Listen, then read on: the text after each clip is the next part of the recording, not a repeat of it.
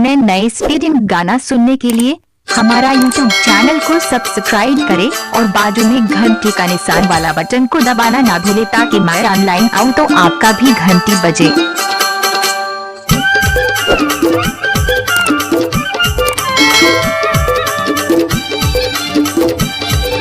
पवन कुमार के रिकॉर्डिंग जिला Sirauli Madhya Pradesh. Mobile number 70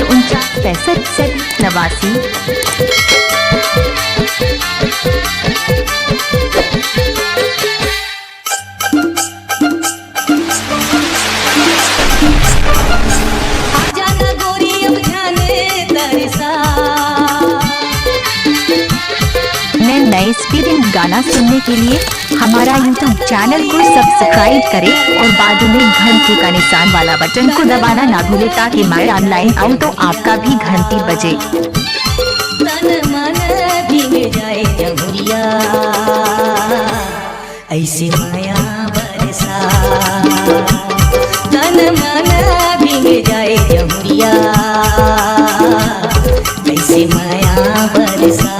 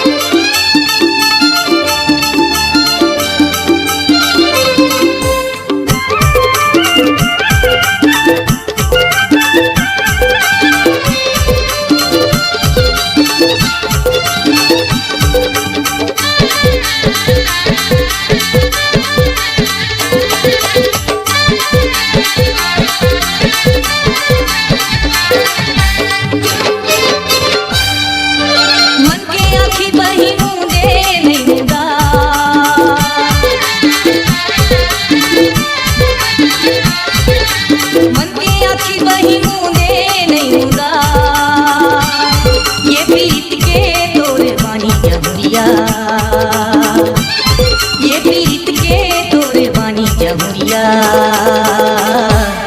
दूरी हाले चिन्हा, ये प्रीत के तोरे बानी जमुरिया दूरी हाले चिन्हा।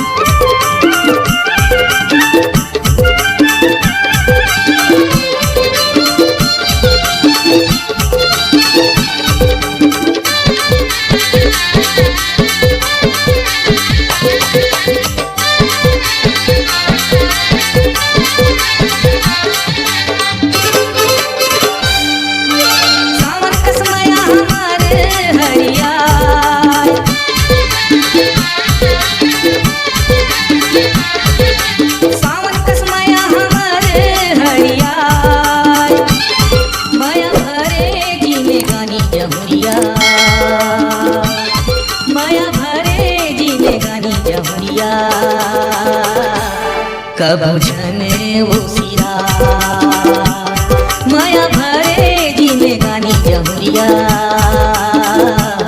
कबू जने वो सिरा।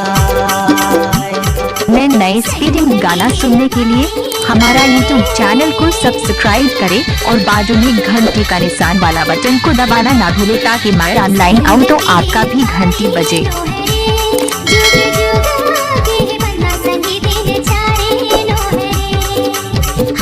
पवन कुमार के रिकॉर्डिंग जिला सिरौली मध्य प्रदेश। Mobile number 70 59 65 89।